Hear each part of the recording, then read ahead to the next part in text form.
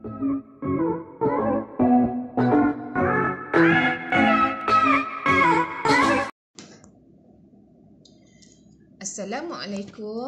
murid-murid. Bersama saya, Cikgu Siti Salwa, akan mengajar subjek Bahasa Melayu tahun 3, Masalah Pembelajaran. Tajuk yang kita akan belajar hari ini adalah ayat perintah. Terdapat 4 jenis ayat perintah. Pertama, larangan. Kedua, suruhan. Ketiga, permintaan. Keempat, silaan. Sekarang, kita akan belajar mengenai ayat perintah yang pertama, jenis larangan. Ayat perintah jenis larangan bertujuan untuk mencegah seseorang daripada melakukan sesuatu. Nampak tak? Cikgu ambil simbol budak lelaki buat tanda X. Maksud dia tidak boleh. Contoh ayat larangan yang pertama. Kamu lihat gambar di bawah, keadaan bilik yang berselerak.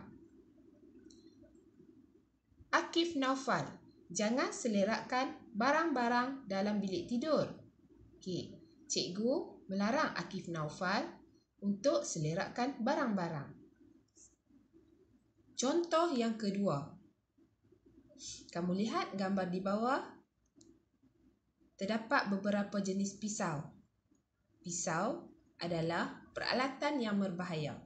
Contoh ayat larangan. Arif Ikhwan, kita tidak boleh bermain dengan benda yang tajam. Jadi di sini cikgu melarang Arif Ikhwan bermain dengan benda yang tajam.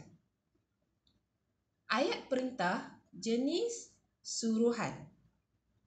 Bertujuan untuk memberi arahan. Cikgu bagi simbol kenyit mata supaya mudah kamu untuk faham.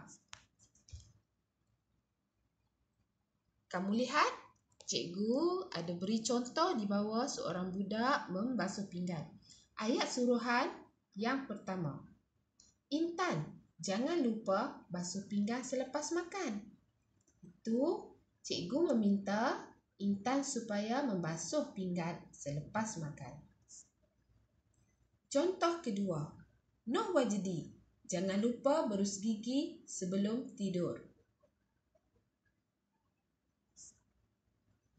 Okey, di sini cikgu sertakan latihan ayat perintah bagi jenis larangan dan suruhan. Kamu boleh minta tolong ibu atau ayah kamu untuk membaca ayat tersebut. Kemudian kamu bolehlah pilih simbol yang bersesuaian dengan ayat yang ibu dan bapa kamu bacakan.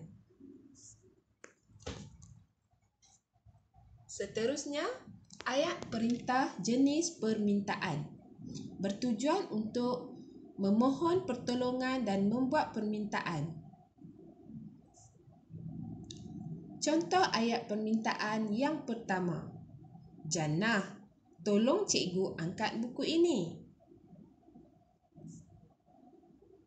Contoh kedua bagi ayat permintaan. Amar, tolong tutup kipas. Okey, sekarang kita belajar berkaitan dengan ayat perintah yang keempat. Silaan. Bertujuan untuk mempersilakan seseorang. Contoh pertama. Akif, jemput minum. Contoh kedua. Nenek, sila masuk.